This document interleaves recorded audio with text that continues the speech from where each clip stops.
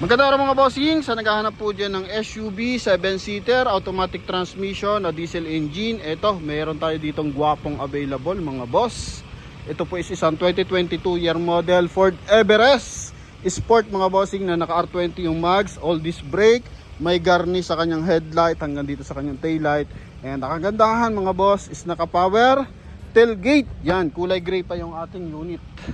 So sa mga interesado dito mga bossing, syempre mababang price lang natin to ibibigay mga boss. Okay, so asking price nila dito for walk-in is 1,280,000. So sa atin mga boss, makukuha mo lang to sa halagang 1,190,000. Yan mga boss, kasama na yung transfer of ownership.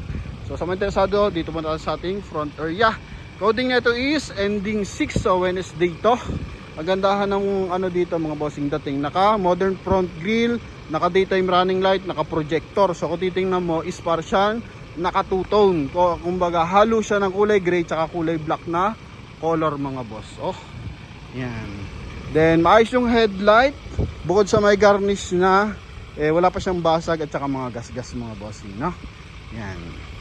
Okay, then dito sa side mga boss, mapansin mo, connected yung kanyang kulay. Ganda ng combination kulay mga boss. Combination color.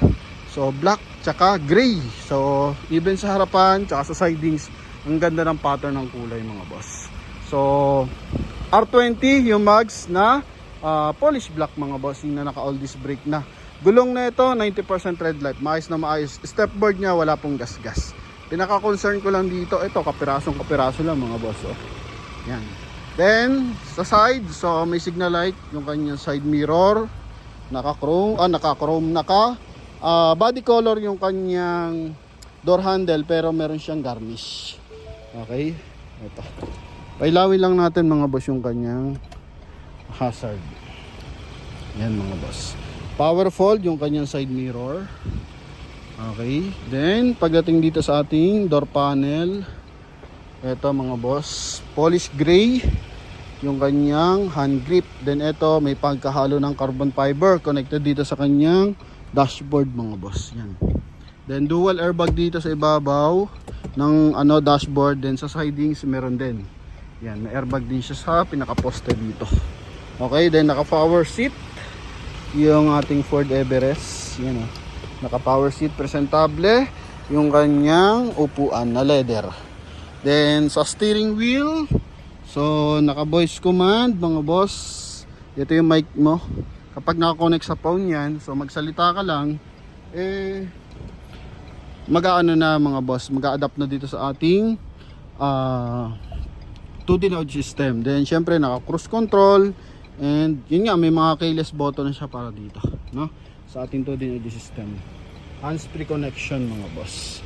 Okay, then dito naman, ito naman yung ating center console mga bossing. Nandito na yung ating automatic climate control and naka push start unit to mga boss. Dito sa kanyang aircon blower mga bossing, may kulay gray pa siya na accent dito, no? Then napakalamig ng aircon. Leather naman yung ibabaw ng ating dashboard. Yan mga boss. Then sa ceiling, ito kulay beige yung ating ceiling, sun visor natin with mirror mga boss. Yan, pulutin na natin yung card. Okay, then dito naman sa kabila mga bossing, so walang kabalas driver kung sakasakali, no?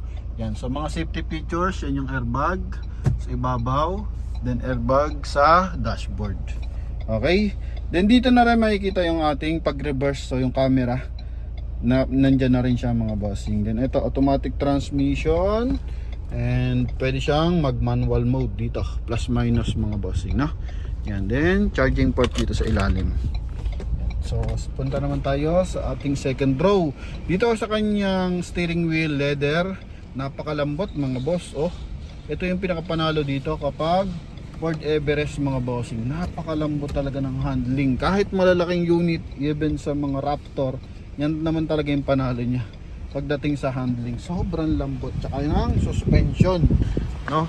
Talaga namang wala kang magiging sakit ng katawan after ng biyahe.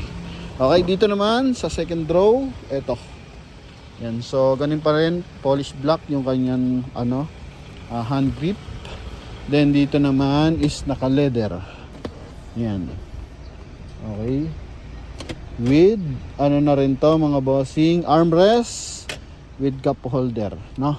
Then sa ceiling, ito yung ating aircon ventilation.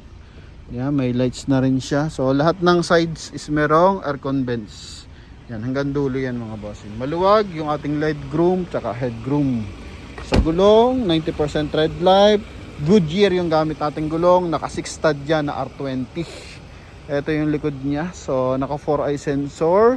Then may polish block din dito sa kanyang likuran. Then ito mga bossing, yung ating camera. Okay. Yan, then naka power tailgate. Kung babaeng gumagamit mga boss, yan, hindi ko na masyado mahirapan. Yan. Then dito, napa-flat naman yung ating surface sa likuran. Kung sakasakaling gusto natin gamitin yung space, eto. Yan. Yan. Okay. So, pwedeng 5-seater, pwedeng 7-seater to. Napakagandang option na ito mga boss. Speaker, then 12-volt socket mga boss. So, check naman natin engine bay. Wala naman siyang issue ng bangga dito. And never binaha mga boss. Yan. Oh. Ganda na ng timing ng makina mga bossing. Sobrang tahimik lang.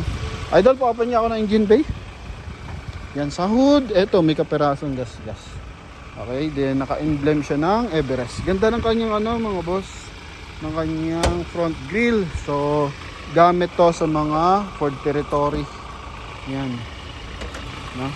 Then dito is naka 2.0 na diesel engine. Then meron din siyang hydraulic assist. Naka Motolite Gold mga boss. Yan. So malinis na, naka-detail na. And walang mga ligto mga bossing. Presentable in and out. Kompleto pa sa mga markings mga boss, no? Yan. So sa mga naghahanap po ng Ford Everest 7-seater, baka pwede itong maging option sa inyo mga boss. Buo yung insulator. And even dito walang mga ka-UP mga boss. Alright. So yun. Sa mga interesado, pwede na kayong tumawag mga boss. Ha? Yan. So, price natin, 1,190,000. Pinakasagad. Pero, for walk-in, 1,250,000 mga boss. Okay, so more on cash transaction tayo mga bossing.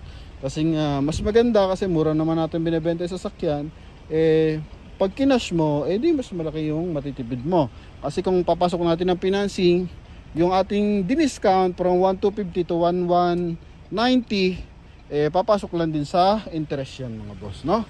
Yun, kaya maganda idea, mag-ipon na lang tayo mga bossing. Hanggat makakatiis, di mas maganda mga bossing, no? Yan, para hindi tayo mahirapan din mag-monthly. Kasi marami rin tayong repo na hatak. Although sa second hand is mas maluwag.